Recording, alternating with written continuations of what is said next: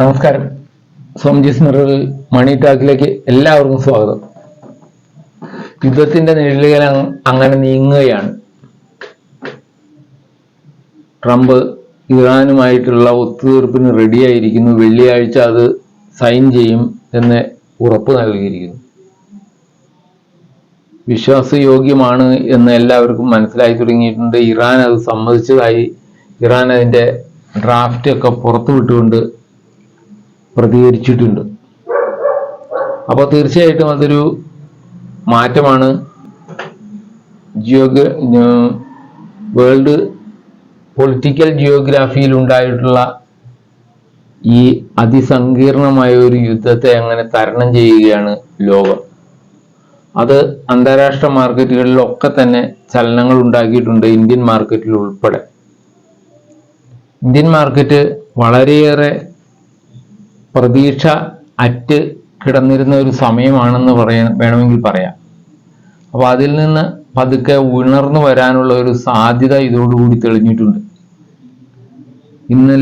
ഇന്നുമായിട്ട് market നല്ല രീതിയിൽ ഒരു മുന്നേറ്റം കാഴ്ചവെച്ചിട്ടുണ്ട്. 24,000 ജസ്റ്റ് മുമ്പിൽ നിൽക്കുന്നു. അപ്പോൾ 24,000 ഒരു നല്ലൊരു കടമ്പയായി മാറിയിട്ടുണ്ട്. അത് കടന്നു കഴിഞ്ഞാൽ 24,300 എത്തുകയും 24,300 നല്ല രീതിയിൽ ബ്രേക്ക് ആവുകയും ചെയ്യുകയാണെങ്കിൽ 25 എത്താമെന്നുമാണ് നിരീക്ഷകരൊക്കെ കണക്ക് കൂട്ടുന്നത്. മാർക്കറ്റിന്റെ പ്രതികരണം എങ്ങനെയാകുമെന്ന് നമുക്കറിഞ്ഞുകൂടാ. വെള്ളിയാഴ്ച ഇനി ട്രംപിന്റെ ട്രീറ്റ് ഇറാനുമായിട്ടുള്ള ട്രീറ്റ് ഒപ്പുവെക്കുന്നത് കൂടി കഴിഞ്ഞാലേ നമുക്ക് അതിനെക്കുറിച്ച് വ്യക്തമായിട്ട് എന്തെങ്കിലും പറയാനാവും. ആ രീതിയിൽ തന്നെയാണ് ഇപ്പോഴും അന്താരാഷ്ട്ര രാഷ്ട്രീയ രംഗം നീങ്ങുന്നത്.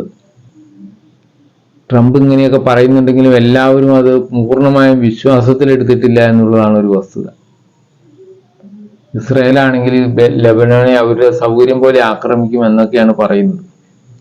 ലെബനോണിനെ കരാറിൽ ഉൾപ്പെടുത്തിയിട്ടില്ല എന്ന് തന്നെയാണ് ഇസ്രായേൽ പറയുന്നത്. അതുണ്ട് എന്ന് ഇറാൻ പറയുന്നുമുണ്ട്. എനിവേ, അതൊക്കെ ഒരു സാഹചര്യങ്ങളാണ്. ഇത്തരം സാഹചര്യങ്ങൾ യുദ്ധ സമയത്ത് ഉയർന്നു വരുന്നത് സാധാരണമാണ്. അപ്പോൾ അതിനൊരു പരിഹാരം വെള്ളിയാഴ്ചയോടെ ഉണ്ടാകുമെന്ന് നമുക്ക് പ്രതീക്ഷിക്കാം. മാർക്കറ്റ് എന്തായാലും അത് പോസിറ്റീവായി കാണുന്നു. മാർക്കറ്റ് അതിനനുസരിച്ച് ഉയരുന്നുണ്ട്. കഴിഞ്ഞ 2 ദിവസങ്ങളിൽ നല്ല രീതിയിൽ ഒരു മുന്നേറ്റം കാഴ്ചവെച്ചിട്ടുണ്ട്. അപ്പോൾ ആ രീതിയിൽ നോക്കുമ്പോൾ മാർക്കറ്റിന് അത് പ്ലസ് ആയിട്ടുള്ള വാർത്തയാണ്, പോസിറ്റീവായിട്ടുള്ള വാർത്തയാണ്.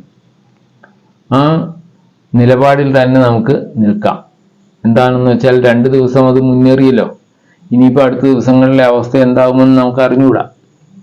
വെള്ളിയാഴ്ച വരെ ഇങ്ങനെയൊക്കെ പോയതിനു ശേഷം വെള്ളിയാഴ്ച ഒത്തുതീർപ്പോടുകൂടി മാർക്കറ്റിൽ കൂടുതൽ ചലനങ്ങൾ ഉണ്ടാകുമെന്ന് വേണമെങ്കിൽ പ്രതീക്ഷിക്കാം. അങ്ങനെയാവാം. ഇന്നിപ്പോൾ ഓയിൽ മാർക്കറ്റിംഗ് കമ്പനികളുടെയൊക്കെ ഷെയറുകൾ നന്നായി ഉയരുകയുണ്ടായി. ഓയിലിന്റെ ക്രൂഡിന്റെ വില $82 വന്നിരിക്കുകയാണ്. അപ്പോൾ അങ്ങനെയൊക്കെ വരുന്ന സാഹചര്യങ്ങളിൽ ഇന്ത്യൻ എക്കണോമിയിൽ അത് വലിയ സ്വാധീനം ചെലുത്തും. ഇന്ത്യൻ എക്കണോമിയിൽ ഏറ്റവും കൂടുതൽ സ്വാധീനം ചെലുത്തുന്നത് ഈ പെട്രോളിന്റെ ഇറക്കുമതിയാണ്. അപ്പോൾ അതിന് വില കൂടുന്നതനുസരിച്ച് ഉണ്ടാകുന്ന സാഹചര്യ മാറ്റങ്ങൾ ഈ സ്റ്റോക്ക് മാർക്കറ്റിലും പ്രതിധ്വനിക്കും. അപ്പോൾ അങ്ങനെയൊക്കെയാണ് സാഹചര്യങ്ങൾ കിടക്കുന്നത്. മാർക്കറ്റിൽ കൃത്യമായ ചില നിരീക്ഷണങ്ങളും ചലനങ്ങളും ഒക്കെ ഉണ്ടാകുന്നുണ്ട്. അത് ശ്രദ്ധിക്കാവുന്നതാണ്.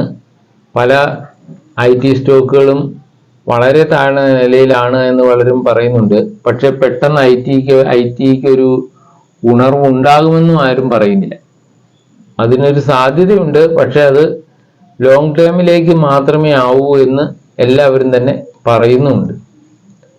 എനിവേ, ഇതൊക്കെ കാണിക്കുന്നത് നിങ്ങളുടെ നിക്ഷേപം പുതിയ മേഖലകൾ തേടുകയാണെങ്കിൽ മ്യൂച്വൽ ഫണ്ടൊക്കെ നിങ്ങൾക്ക് നല്ല രീതിയിൽ ഉപയോഗിക്കാൻ പറ്റുന്ന ഒരു അവസരമാണ് ഇതെന്നാണ് സൂചിപ്പിക്കുന്നത്.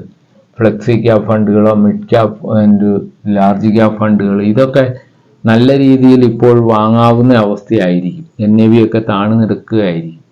അതിൽ നിന്ന് വ്യത്യസ്തമായി അതിനൊരു ഉയർച്ച ഉണ്ടാകുമ്പോൾ തീർച്ചയായും ആദ്യം ഉയർന്നു പൊങ്ങുന്നത് ഇത്തരം ഷെയറുകളൊക്കെ തന്നെയായിരിക്കും. അത് തീർച്ചയായിട്ടും മ്യൂച്വൽ ഫണ്ടിൽ പ്രതിഫലിക്കും. അപ്പോൾ അങ്ങനെയുള്ള സാഹചര്യത്തിൽ മ്യൂച്വൽ ഫണ്ടുകളെ ഒരു നിക്ഷേപ മാർഗമായി തുടങ്ങാൻ ആഗ്രഹിക്കുന്നവർക്കും ഇത് വളരെ പ്രധാനപ്പെട്ട ഒരു സമയമാണ്. കഴിഞ്ഞ 2020 ശേഷം മ്യൂച്വൽ ഫണ്ടുകളൊക്കെ തുടങ്ങുന്നവരുണ്ടെങ്കിൽ അതിനൊരു ഏറ്റവും നല്ല സമയമാണ് ഇപ്പോഴെന്ന് വേണമെങ്കിൽ പറയാം. ഇപ്പോഴത്തെ വിലയിൽ നിന്ന് എന്തായാലും NAV 1-2 മാസങ്ങൾക്കുള്ളിൽ തന്നെ നല്ല രീതിയിൽ ഉയർച്ച കാണിക്കും. ആ രീതിയിലാണ് ഇന്ത്യൻ മാർക്കറ്റ് നിലനിൽക്കുന്നത്. അപ്പോൾ ആ ഉയർച്ചയുടെ ഗുണം നമ്മൾക്ക് കിട്ടണമെങ്കിൽ അങ്ങനെ ഇതിനു മുമ്പ് നമ്മൾ ഇതിൽ തുടങ്ങിയാലേ പറ്റുകയുള്ളൂ. അപ്പോൾ ഇപ്പോൾ മ്യൂച്വൽ ഫണ്ടുകൾക്ക് നല്ല സാധ്യതകളുള്ള സമയമാണ്, അത് തുടങ്ങാം. അതുപോലെ തന്നെ നല്ല ഷെയറുകൾ നോക്കി, നല്ല സെക്ടറുകൾ, ഏത് സെക്ടറാണ് അടുത്ത വികസനത്തിന് മുന്നിലേക്ക് വരിക എന്ന് നോക്കിയിട്ട് നമ്മൾക്ക് അതിൽ നിങ്ങളുടെ പണം മുടക്കുന്നത് നല്ലതായിരിക്കും. ആ സെക്ടറുകളെയൊക്കെ കണ്ടെത്തുക എന്നൊക്കെയാണ് എനിക്ക് പറയാനുള്ളൂ. പവർ സെക്ടറിനും AI റിലേറ്റഡ് ആയിട്ടുള്ള ബന്ധപ്പെട്ട സെക്ടറുകളൊക്കെയാണ് അടുത്ത സാഹചര്യത്തിൽ അടുത്ത കാലങ്ങളിൽ ഉയരങ്ങളിലേക്ക് പോകാൻ സാധ്യത എന്ന് എല്ലാവരും പറയുന്നുണ്ട്. അപ്പോൾ ആ രീതിയിൽ നോക്കി നിങ്ങൾ നിക്ഷേപങ്ങൾ ക്രമീകരിക്കുക, അതാണ് പറയാനുള്ളത്. നല്ല രീതിയിൽ നിങ്ങൾ മാർക്കറ്റിനെ വാച്ച് ചെയ്യുകയും അതിൽ ഏതെല്ലാം രീതിയിലുള്ള അല്ലെങ്കിൽ ഏതൊക്കെ സെക്ടറുകൾക്കാണ് പ്രാധാന്യം ലഭിക്കുന്നതെന്ന് മനസ്സിലാക്കിക്കൊണ്ട് അതിനനുസരിച്ച് മുന്നേറുക. പല സ്റ്റോക്ക് ബ്രോക്കേഴ്സും പറയുന്നു ഫിനാൻഷ്യൽ സ്ഥാപനങ്ങൾ വളരെയേറെ മുന്നേറാൻ ഇടയുണ്ട് എന്ന് തന്നെയാണ്. അവയുടെ മുന്നേറ്റം കൊണ്ടേ ഇനി നമ്മളുടെ മാർക്കറ്റിനൊരു മുന്നേറ്റത്തിന് സാധ്യതയുള്ളൂ എന്ന് വരെയാണ് പലരും പറയുന്നത്. അപ്പോൾ ഫിനാൻഷ്യൽ മേഖലയിൽ പ്രവർത്തിക്കുന്ന ബാങ്കുകളായാലും NBFCകളായാലും നല്ലൊരു പിക്കാവുമെന്നാണ് എല്ലാവരും പ്രതീക്ഷിക്കുന്നതും പറയുന്നതും. എനിവേ, അതൊക്കെ നിങ്ങളുടെ താല്പര്യമാണ്. നിങ്ങൾ അതിനനുസരിച്ചുള്ള ഷെയറുകളെ കണ്ടുവച്ചിട്ടുണ്ടെങ്കിൽ തീർച്ചയായിട്ടും നിങ്ങൾക്ക് അതിൽ തുടരുകയോ നിക്ഷേപം വർദ്ധിപ്പിക്കുകയോ ചെയ്യാവുന്നതാണ്. ഈ സ്റ്റോക്ക് ബ്രോക്കേഴ്സിന്റെ 1-2 റെക്കമെൻഡേഷൻസ് ഇന്ന് വന്നത് ഞാൻ നിങ്ങളുടെ മുമ്പിൽ അവതരിപ്പിക്കാം. അതായത് HCL ടെക്കിന് നമൂറ ബൈ റേറ്റിംഗ് കൊടുത്തിട്ടുണ്ട്. അതിൻ്റെ ടാർഗറ്റ് കൊടുത്തിരിക്കുന്ന 1600 രൂപയാണ് ഷെയറിൻ്റെത്. അതിൻ്റെ കാരണം 10.46% സ്റ്റോക്ക് അത് നമ്മളുടെ സർവം AI എന്ന് പറഞ്ഞൊരു സ്റ്റാർട്ടപ്പ് ഉണ്ട്. അവർ AI മേഖലയിൽ പ്രവർത്തിക്കുന്നതാണ്. അതിനനുസരിച്ചുള്ള ഒരുപാട് പ്രാക്ടിക്കലായിട്ടുള്ള ആപ്പുകളൊക്കെ അവർ നിർമ്മിച്ച് നൽകുന്നുണ്ട്. അപ്പോൾ ആ രീതിയിലുള്ള ഒരു കമ്പനിയെ അവരൊരു 10.46% സ്റ്റോക്ക് അവർ വാങ്ങുകയാണ് ഉണ്ടായിട്ടുള്ളത്, HCL ടെക്ക്. അപ്പോൾ HCL ടെക്ക് ആ കമ്പനിയിൽ ഇത്രയേറെ ഇത് വർദ്ധിപ്പിക്കുന്ന അവരുടെ പ്രവർത്തനത്തിന് കൂടുതൽ സാധ്യത നൽകുന്നു, അല്ലെങ്കിൽ അവരുടെ പ്രവർത്തനം AI മേഖലയിൽ അല്പം കൂടി മുന്നേറാനുള്ള സാധ്യതയുണ്ട് എന്ന് കണ്ടുകൊണ്ടാണ് നമൂറ അവർക്ക് 1600 ടാർഗറ്റ് പ്രൈസ് നൽകിയിരിക്കുന്നത്. അപ്പോൾ അത് ശ്രദ്ധിക്കാവുന്ന ഒരു കാര്യമാണ്. JP മോർഗൻ ഒരു L&Tയെ സംബന്ധിച്ചൊരു പറഞ്ഞിട്ടുണ്ട്. അതായത് ഔട്ട്റൈറ്റ് നൽകിയിരിക്കുന്ന ടാർഗറ്റ് പ്രൈസ് എന്ന് പറഞ്ഞാൽ 5060 ഓവർ വെയിറ്റ് നൽകിയിട്ട് അതിന് ടാർഗറ്റും കൊടുത്തിട്ടുണ്ട്. 5060 രൂപ ടാർഗറ്റ് നൽകിയിട്ടുണ്ട്. അതിൻ്റെ എല്ലാ രീതിയിലുള്ള വളർച്ചയും നോക്കിയിട്ടാണ് 20% അവരുടെ ഓർഡർ ബുക്കിൽ വളർച്ച ഉണ്ടായിട്ടുണ്ട്. 20% വളർച്ച ഉണ്ടായിട്ടുണ്ട്. അതൊക്കെ കഴിഞ്ഞ വർഷങ്ങളിലൊക്കെ 14% ആയിരുന്നതാണ്. ഇപ്പോൾ ഇത് 20% വളർച്ച രേഖപ്പെടുത്തിയിട്ടുണ്ട്. അപ്പോൾ അതുപോലെ ഓർഡറുകൾ ഇങ്ങനെ കിട്ടിക്കൊണ്ടിരിക്കുന്ന ഒരു കമ്പനിയാണ്. അതിനത് എക്സിക്യൂട്ട് ചെയ്യാനുള്ള സമയവും സാഹചര്യങ്ങളുമാണ് അവർക്ക് ഒത്തുകിട്ടേണ്ടത്. അതിനനുസരിച്ച് അവരുടെ പ്രവർത്തനങ്ങളിൽ വലിയ മുന്നേറ്റം ഉണ്ടാകും എന്ന് കണ്ടുകൊണ്ടാണ് JP മോർഗൻ അവർ L&Tക്ക് 5060 രൂപ ടാർഗറ്റ് നിശ്ചയിച്ചിരിക്കുന്നത്. അതുപോലെ തന്നെ ടാറ്റ കൺസ്യൂമർ പ്രൊഡക്ട്സിന് ഒരു ടാർഗറ്റ് നൽകിയിട്ടുണ്ട്. അത് ബൈ റേറ്റിംഗ് കൊടുത്തിട്ട് ടാർഗറ്റ് നൽകിയിരിക്കുന്നത് 1450 രൂപയാണ് ടാറ്റ കൺസ്യൂമർ പ്രൊഡക്ട്സ്. അപ്പോൾ അത്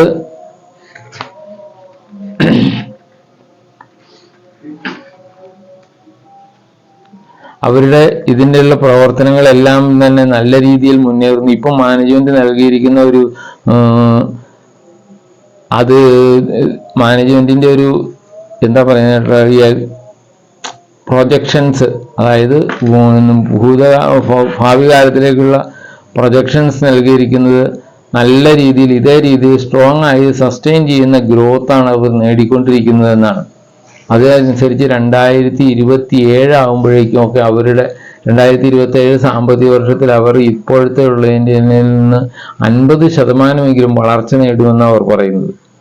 അപ്പോൾ അങ്ങനെ 1450 രൂപ അതുകൊണ്ട് അവർ ഒരു ടാറ്റ കൺസ്യൂമർ പ്രൊഡക്ട്സിന് ടാർഗറ്റ് നൽകിയിട്ടുണ്ട്. അപ്പോൾ മാർക്കറ്റിൽ ശ്രദ്ധിക്കുന്നവർക്ക് ഇതെല്ലാം ഉപകാരപ്പെടാനാണ് സാധ്യത. അതുകൊണ്ട് പറഞ്ഞു എന്നേ ഉള്ളൂ. മാർക്കറ്റിൽ ശ്രദ്ധിക്കുക, ഇത്തരം കാര്യങ്ങളൊക്കെ അറിഞ്ഞുകൊണ്ട് തന്നെ ഓരോ ഷെയറുകളെ നമ്മൾ പരിചയപ്പെടാൻ ശ്രമിക്കുക. അപ്പോൾ തീർച്ചയായിട്ടും നിങ്ങൾക്ക് ഇതിനകത്തുനിന്ന് പ്രോഫിറ്റ് ഉണ്ടാക്കിയെടുക്കാനോ അല്ലെങ്കിൽ അസറ്റ് ക്രിയേറ്റ് ചെയ്യുന്നതിനോ സാധിക്കുന്നതാണ്. മ്യൂച്വൽ ഫണ്ട് നിക്ഷേപങ്ങൾ തുടങ്ങുന്നതിനുള്ളവർക്കും ഏറ്റവും പറ്റിയ സമയമാണിത്. മാർക്കറ്റ് അതിൻ്റെ ഒരു ദശാസന്ധി തരണം ചെയ്യുന്നു എന്ന് വേണമെങ്കിൽ പറയാം. അത് എങ്ങനെയാവുമെന്ന് അടുത്ത ഒരു 1-2 ആഴ്ചക്ക് നമുക്ക് തിരിച്ചറിയാനാകുമെന്നുള്ളതാണ് നമ്മളുടെ പ്രതീക്ഷ. ഈ മാർക്കറ്റിൽ ഏതൊക്കെ തരത്തിലുള്ള സ്വാധീനങ്ങളാണ് വരാൻ പോകുന്നത്, യുദ്ധം ഏത് രീതിയിൽ സ്വാധീനിച്ചിരുന്നു, അവയെ തരണം ചെയ്യുമ്പോൾ ഇനി എന്താണ് ഇതിൻ്റെ കാര്യങ്ങൾ എന്നാണ് അറിയാം. ഇന്നിപ്പോൾ മെറ്റീരിയോളജിക്കൽ ഡിപ്പാർട്ട്മെന്റിന്റെ പ്രവചനങ്ങളും അല്ലെങ്കിൽ കണക്കുകൂട്ടലുകളും എല്ലാം വന്നിട്ടുണ്ട്. 28% ഈ ജൂണിലെ കാലവർഷം കുറഞ്ഞു എന്നാണ് അവർ പറയുന്നത്, മൺസൂൺ. അപ്പോൾ മൺസൂൺ ഇനി ബോംബെയിലൊക്കെ എത്താൻ, മഹാരാഷ്ട്രയിലേക്ക് എത്താൻ തന്നെ താമസിക്കും. 25 കഴിഞ്ഞതിന് ശേഷമാണ് ഉണ്ടാവുകയുള്ളൂ. അപ്പോൾ ആ 25-ാം തീയതിക്ക് ശേഷം എത്ര ദിവസം താമസിക്കുന്നു അത്രയും അതിന് നഷ്ടങ്ങളാണ് കർഷകർക്കും ഇതെല്ലാം വരാൻ പോകുന്നത്. അത് തന്നെയല്ല, ഒരു 70% ഇപ്പോൾ കുറവുണ്ടായിട്ടുണ്ട് മഹാരാഷ്ട്രയിലും ഗുജറാത്തിലുമൊക്കെ. ഇതിൻ്റെ മഴയുടെ തോതിന് 70% കുറവുണ്ടായിട്ടുണ്ട്. അപ്പോൾ അതിനനുസരിച്ചുള്ള ഒരു അഗ്രികൾച്ചർ പ്രോഗ്രസ് നമുക്ക് ഉണ്ടാവുകയുള്ളൂ എന്നുള്ളത് അവർ ഉറപ്പ് പറയുകയാണ്. അതായത് ഈ കാലവർഷം മൺസൂൺ കുറയുന്നത് കൊണ്ടുണ്ടാകുന്ന വ്യതിയാനങ്ങൾ നമ്മളുടെ എക്കണോമിയെ ഒരുപാട് സ്വാധീനിക്കും. കാരണം നമ്മളുടെ എക്കണോമി എന്ന് പറയുന്നത് മഴയെ ആശ്രയിച്ച് നിൽക്കുന്ന അഗ്രികൾച്ചറാണ് ഏറ്റവും പ്രധാനപ്പെട്ട ഒരു ഘടകം. അപ്പോൾ ഈ അഗ്രികൾച്ചറിനുണ്ടാകുന്ന മാറ്റങ്ങൾ എക്കണോമിയെ വളരെയേറെ സ്വാധീനിക്കാൻ ഇടയുള്ളതാണ്. അതുകൊണ്ടാണ് മെറ്റീരിയോളജിക്കൽ ഡിപ്പാർട്ട്മെന്റിന്റെ ഇത്തരം സർവേകളും ഇത്തരം പ്രവചനങ്ങളും ഒക്കെ മാർക്കറ്റിനെ സ്വാധീനിക്കുന്നത്. ഇനി അടുത്ത് വരാനിരിക്കുന്ന ഏറ്റവും വലിയ എന്താ പറയുക ട്രാജഡി, അല്ലെങ്കിൽ മാർക്കറ്റിനെ സംബന്ധിച്ച് ഏറ്റവും നെഗറ്റീവായിട്ടുള്ള കാര്യം ഈ മൺസൂൺ ആയിരിക്കും എന്നാണ് എനിക്ക് തോന്നുന്നത്. മൺസൂൺ നവംബർ ഡിസംബർ കാലം ആകുമ്പോഴേക്കും അതിൻ്റെ ഇത് അവസാനിക്കും. ആ സമയങ്ങളിലേക്ക് വളരെയേറെ കുറവ് വരുമെന്നാണ് ഇത്തവണ ഡിപ്പാർട്ട്മെന്റുകാർ പറഞ്ഞിരിക്കുന്നത്.